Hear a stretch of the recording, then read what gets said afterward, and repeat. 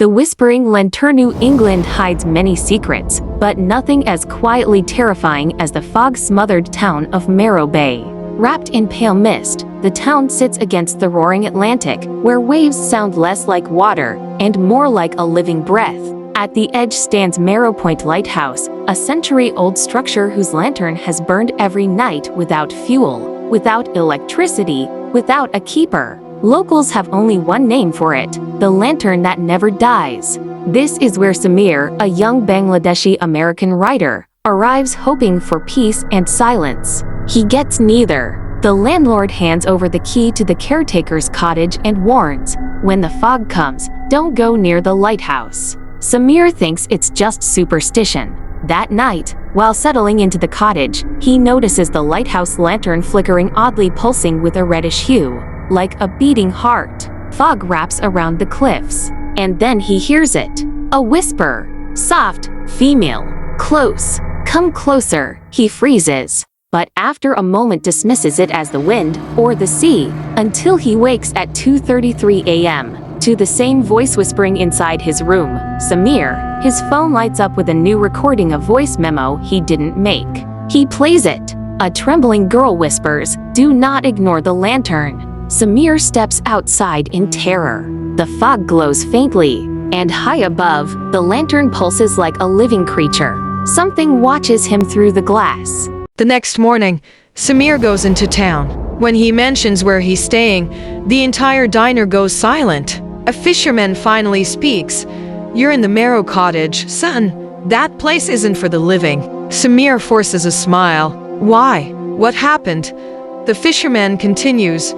"In the 1930s, the lighthouse keeper, Lina Marrow, lived there with his daughter Lina. Sweet child. But she started hearing voices." The fisherman looks toward the sea. "They whispered her name, night after night. One foggy night, Lina disappeared, vanished. All they found was her toy spider beside the lantern. And after that," Samir asks, "anyone who heard the whisper eventually vanished too." The fisherman grabs Samir's arm. "If she whispers your name, never answer." That night, Samir returns to the cottage. On his bed is something he didn't leave there, an old photograph. A little girl standing beside the glowing lantern.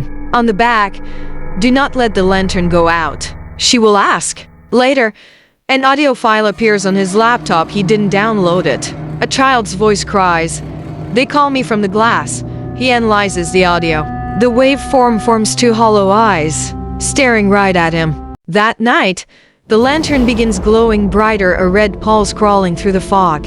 At a.m., Samir hears, "Answer me." The light leaks into his room like liquid fire. It spreads across the floor, up the bed, and onto the wall. Inside the lantern's glass, a face forms. A young girl. Wet hair, pale skin, dark, empty eyes. "Say my name," Samir whispers without thinking. "Lina." The lantern explodes with red light. The whole cottage shakes. Wind tears through the room.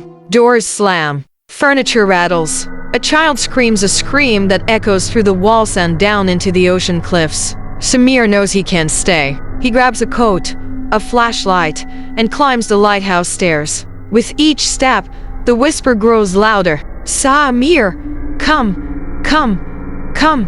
At the top, the door swings open by itself. The lantern blazes inside, blood red and alive. On the floor lies Lina's toy spider, and beside it a torn journal page. The lantern does not guide the lost. It traps them. A voice behind Samir whispers, "It trapped me." Samir turns slowly. There she is. Lina. Her small figure stands in the lantern's glow, hair dripping as if pulled from the ocean, skin glassy and cracked, like a drowned doll. Her voice is barely human. "I need a voice." The lantern pulses harder, casting shadows that move on their own. Lina steps forward. "You heard me. So you belong to the lantern now." Samir backs into the railing. "What do you want from me?" She raises her hand. Fog spills from her fingers like smoke. "Say my name again." Samir shakes his head violently. "No." Her face distorts, stretching unnaturally, eyes widening with hunger. "Say it," she hisses. The lighthouse begins to shake. The lantern's glass bulges outward. like something inside wants to break free. Then Lina whispers, "If you won't give your voice, then you must break the lantern." The flame inside twists like a serpent. The lantern screams a metallic, ear-splitting wail. Samir looks at the metal rod on the floor. He knows what he has to do. Lina steps closer, eyes filled with sorrow and rage. "You cannot free me, but you can end this." Samir lifts the metal rod high. The lantern shatters. A burst of crimson light floods the tower, blinding, burning, screaming. Lina shrieks, her body cracking like shattered glass. She reaches out toward Samir, not to hurt him, but as if begging for release. Her form dissolves into glowing dust, fading with the dying light. And then silence. Total, suffocating silence. The lantern is out. For the first time in nearly a century, Marrow Bay sees true darkness. When Samir stumbles outside, the fog has lifted. The sea is calm. Birds sing something unheard in years. Townspeople gather, some relieved, some terrified. The lantern is gone, they whisper. Is it finally over?